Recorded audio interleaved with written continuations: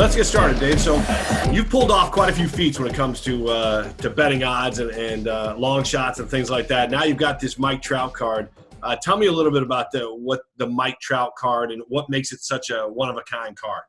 Well, first of all, it's the only one in the world, so it's all supply and demand. It's the best card he has, only one in the world, and he's the best modern-day player to ever play the sport. Like since Mickey Mantle, so probably in our lifetime, probably the best person ever played baseball that we can visually see day in and day out. If it's the only one of its kind, can you give us a hint? Well, they were very strategic when Bowman made those cards. They have different colors. So I just sold a red one. There was 5 in the world. And I just sold that last month for $920,000. I paid $180,000 for it less than 2 years ago. Everyone laughed at me. And it broke a modern-day record for a modern-day card, which wasn't vintage, for $922,000. And now I'm going to break that record again, and this is going to break the all-time record. The all-time record is Honus Wagner at $3.1 million, and this is expected to go $4 million plus, which will break every single baseball card record in the history of the world. That's all I do is break records. I think it's awesome. Now, look, for people that don't know the background, you paid $400,000 originally for the card, so you probably heard a lot of garbage when you did that. Oh, yeah. I videotaped it. I bought it off eBay from a guy from Taiwan, didn't speak English. Of course, he looked me up. He's like, oh, I don't know about you, because everyone talks about me, and I'm used to it. But I said, listen, I'll buy your airline tickets right now, and I'll PayPal you $1,000. Show him the real deal. He had to bring his brother because he didn't speak English, translator. Flew him in. Went to the bank, cut him a check for $400,000. I videotaped the whole thing. It's on my YouTube 2 years ago. And I said, mark my words, this card will break the record and hit over $5 million one day.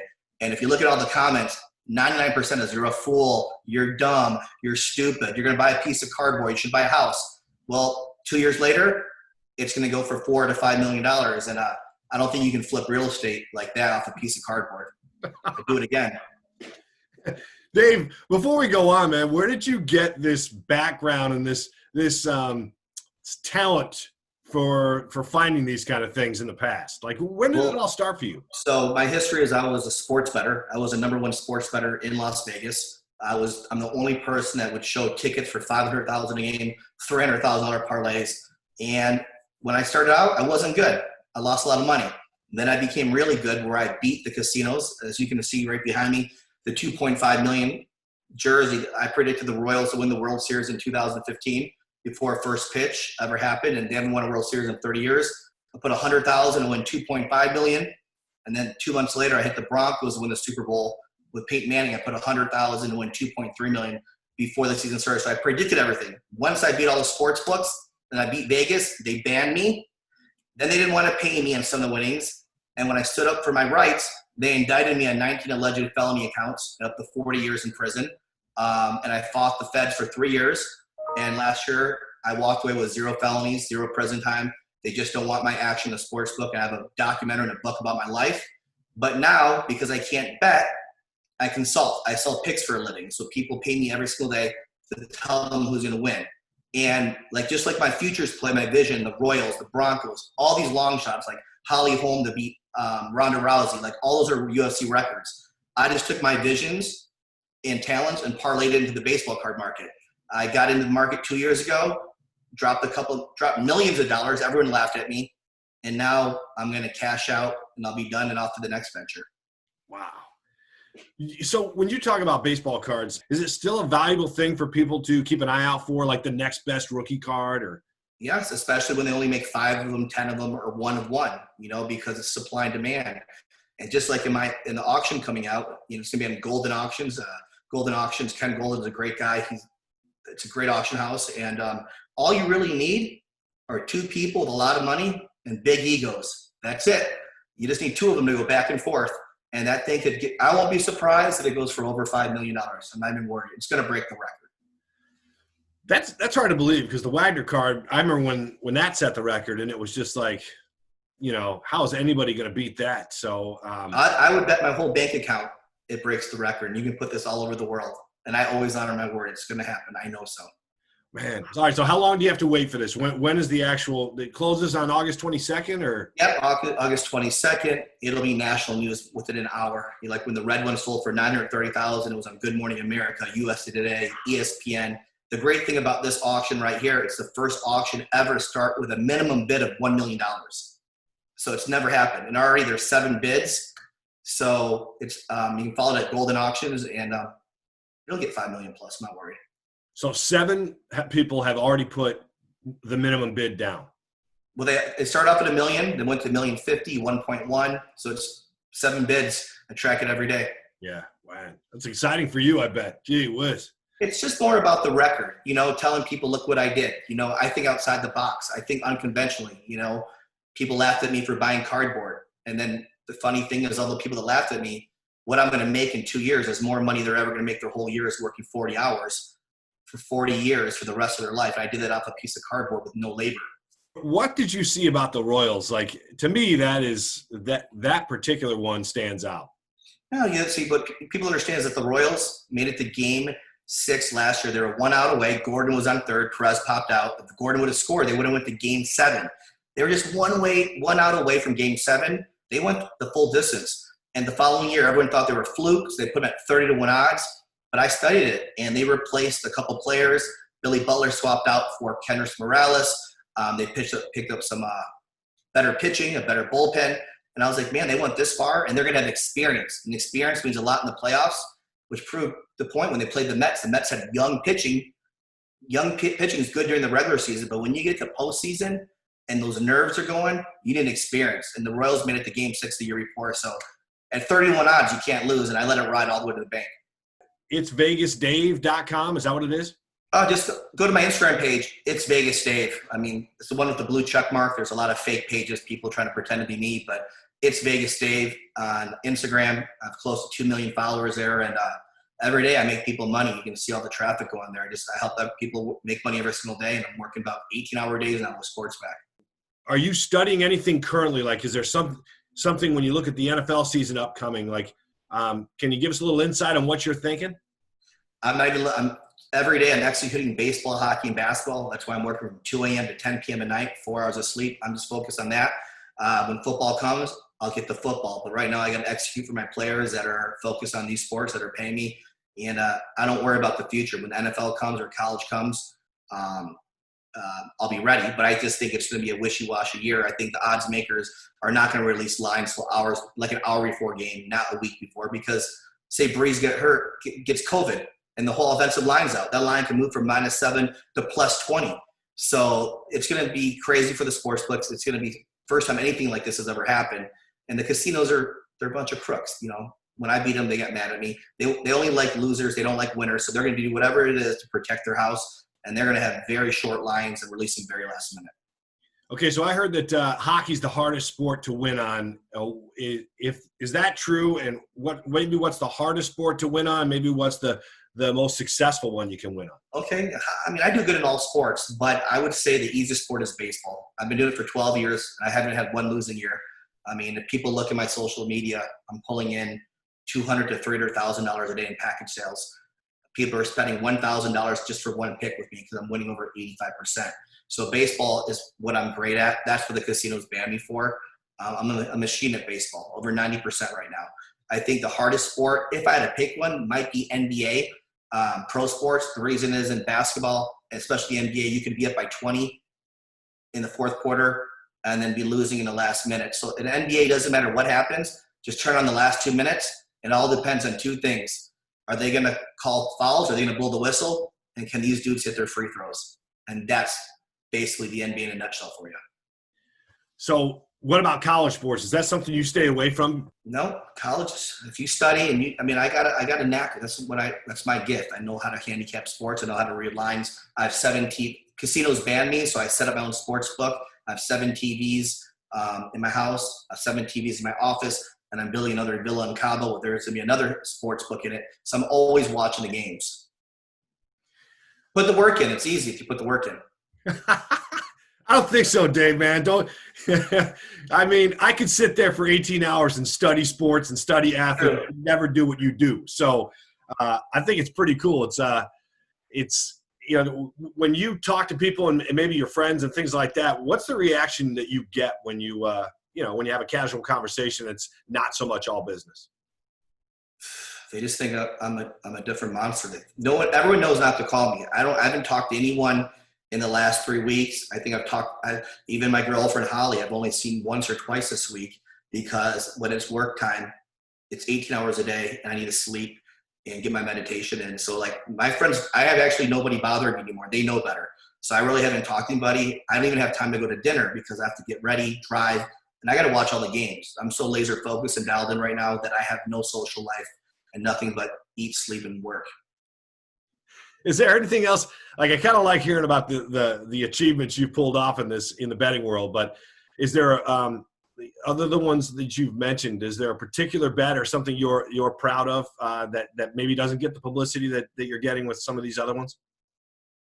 I think the biggest thing I ever did was beating my federal case. I faced 40 years in prison, 19 alleged felony counts, and the whole world called me a criminal. And during those 3 years, most people would be suicidal, maybe turn to drug use, depression.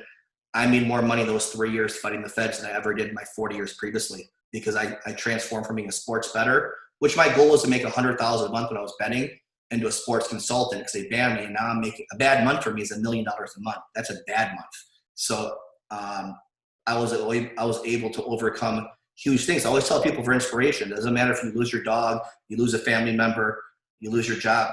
Things happen in life. It's how you persevere through it. And if I can persevere fighting for my freedom, then there's no excuses. When you talk about gamblers and guys that like to place bets, I would think the hardest thing is separating business from your heart. I mean, a lot of guys like to bet with their heart, and that's probably the first way to lose.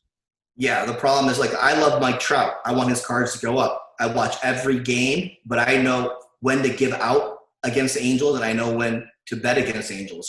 Just like anything. Like with me, it's all business. You can't bet with your heart. People always ask me, who's your favorite team?